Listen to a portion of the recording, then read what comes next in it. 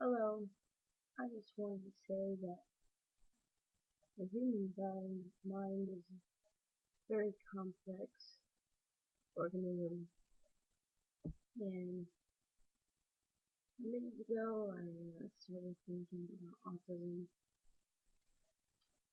and I started thinking of Asperger's syndrome, I started thinking of myself, and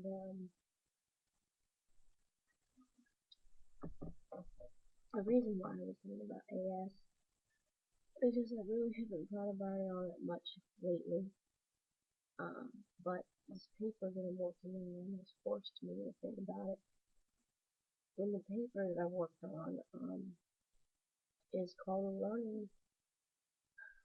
It's called a learning inventory. Personal inventory. What you call it? I guess it's called a personal inventory. Um, Basically, it's a whole bunch of different tests or inventories that a person can take to find out what type you are. I'm trying to find a list of the inventories that are in it.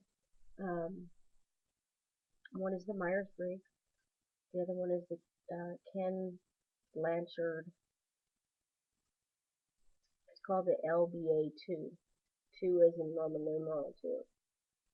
Another one is the Kilman something conflict mode. Kilman, I don't know the other one, the other name. The other one is the Kolb, Kolb,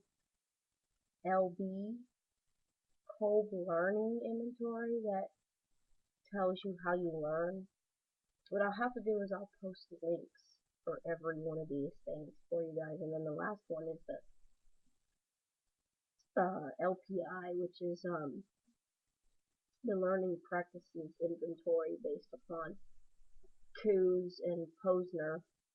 I like to call it the Coos and Poser book, but it's the leadership challenge, and it's basically based on what preferred practice you use the most, which it's based on this book. The LPI is based on this book, and 5 practices are model the way, inspire shared vision, challenge the process, and enable others to act and encourage the heart.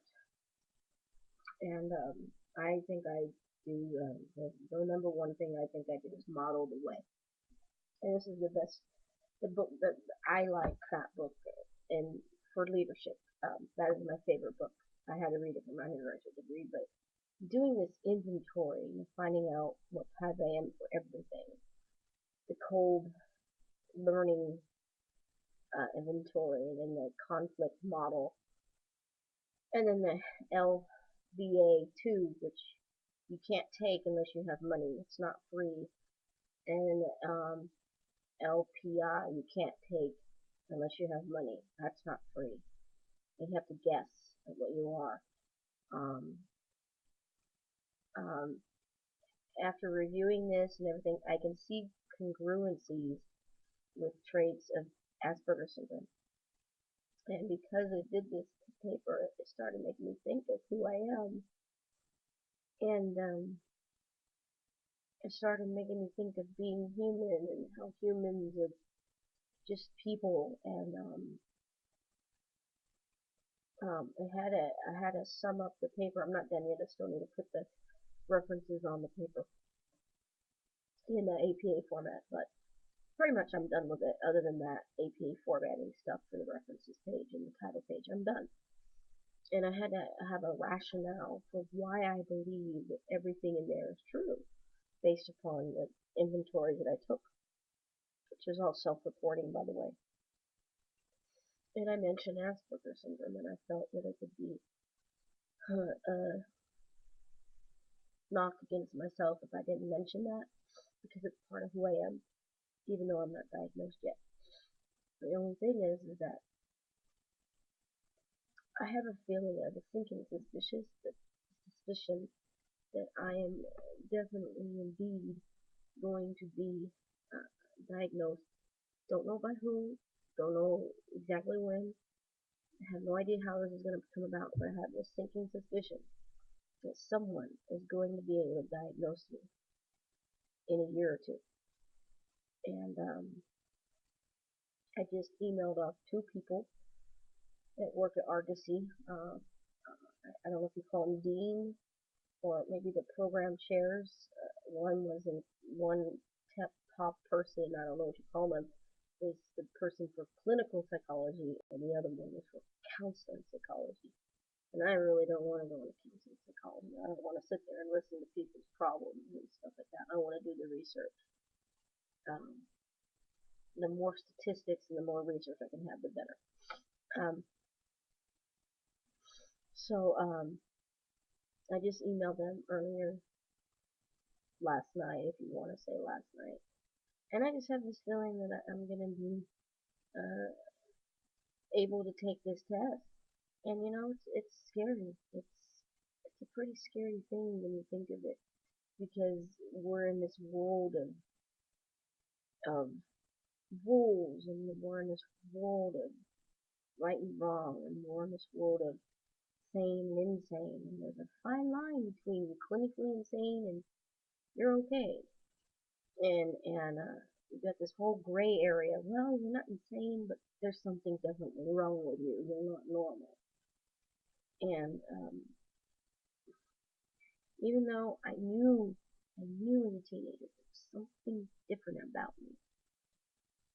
Even though I knew that, and even though I know that now, just because I know about AS doesn't mean that that feeling doesn't go away.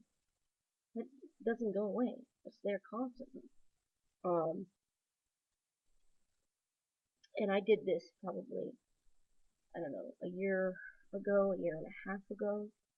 I don't have a diary that says, oh, I said goodbye to my old self, but because I saw my father for my graduation, for the first time I saw him in 13 years, and I had no idea that he had AS. I wasn't thinking of my father that he had AS when he came out here. I wasn't thinking of autism when he came out here. I knew what to look for, and pretty soon I said, whoa, this guy is my father, and he's displaying traits of AS. More than one, more than two, more like 4, 5, or 6 of them. And I saw it in the phone, or in our phone conversations, but they became more evident when I saw him in person when he came out in the end of May of this year. And it's scary to know that you think you have it. You think you have whatever it is. It could be bipolar. It could be Tourette's. It could be, well, Tourette's is a little easier to see because of the ticks. But something that's hidden like this, you really gotta know it. And I already had a parting away with my old self before. But now it's like I'm doing it again because I see these things in my father and I saw these things in myself.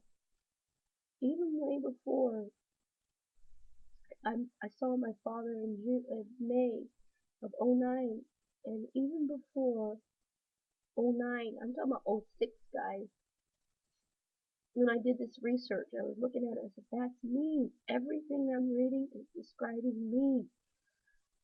And finally around, I don't know, '07, '08, I did this thing where I cried and I said goodbye to old me. And now I'm doing it again. And people may say, well, Sandra, you should be happy if you get a diagnosis. It's not always roses, guys. It's not always peaches and cream. Because when you have a diagnosis, you know now that people are going to look at you like you're strange, like you're weird, like you're an outcast. We already feel like we're an outcast. But there's another thing when you actually have that diagnosis and you get it. Yeah, you might be able to get some treatment. What kind of treatment's out there for adults? I don't know. Not much, but it's an added stigma that people say, oh, you're not an NT, you're weird. You're weird, you're crazy, you're weird, that word crazy. And that's what I'm going through right now, guys. So I may get a diagnosis real soon.